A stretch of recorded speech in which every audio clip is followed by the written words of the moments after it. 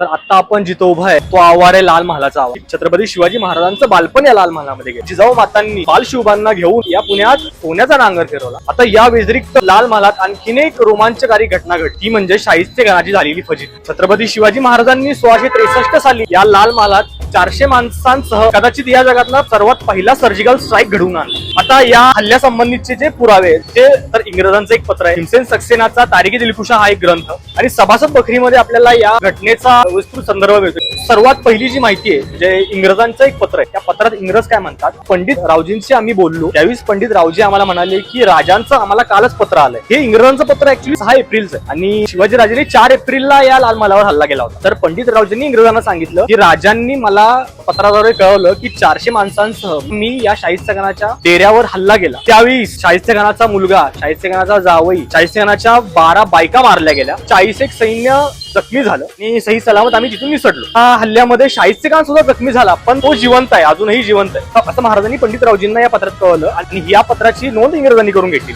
आता नेमकं या हल्ल्यात नेमकं झालं काय, तर सभासद बखरीमध्ये या हल्ल्याचं एक विस्तृत वर्णन आहे. तर ज्यावेळेस महाराज या लाल महालात शिरले आणि मुघलांना किंवा शाहिस्तेखानाला ज्यावेळेस कळालं मराठी आपल्या महालात घुसले, त्यावेळेस इथं पळापळ सुरू झाली आणि याच धामधुमीमध्ये मराठ्यांनी शाहिस्तेखान समजून त्याच्या मुलालाच मारलं होतं. ज्यावेळेस शाहिस्तेखानाला कळालं की मराठी आत शिरले, शिवाजी महाराज आत शिरले, त्यावेळेस हा शाहिस्तेखान बायकांच्या घराड्यात लाभला. त्यावेळेस तिथल्या बायकांनी म्हणजे त्याच्या ज्या बायका होत्या त्या बायकांनी ते जे मेणबत्त्या होत्या त्या मेणबत्त्या सगळ्या विझून टाकल्या आणि त्या अंधारात शिवाजी महाराज त्या जनानखान्यात किंवा त्या बायकांच्या घराड्याच्या जवळ पोहोचले. शिवाजी महाराज त्या बायकांवर वार करत नव्हते, राजा बायकांवर वार करत नव्हता म्हणून महाराज काही काळ तिथे थांबले. त्याच वेळी नेमकं त्याच वेळी शाहिस्तेखानाने हळूच त्याचा हात बाहेर काढला आणि तिथे जवळ असलेली तलवार घ्यायचा प्रयत्न तो करत होता आणि त्या अंधारात सुद्धा ती जी झालेली सूक्ष्म हालचाल होती छत्रपती शिवाजी महाराजांच्या सूक्ष्म डोळ्यांनी वेधली आणि छत्रपती शिवाजी महाराजांनी तात्काळ हातावर वार केला आणि तो वार शाहिस्तेखानाच्या बोटावर झाला नेमका आणि शाहिस्तेखानाची 3 बोटं तुटली. अशा प्रकारे हा जो काही थरारक क्षण तिथे घडला,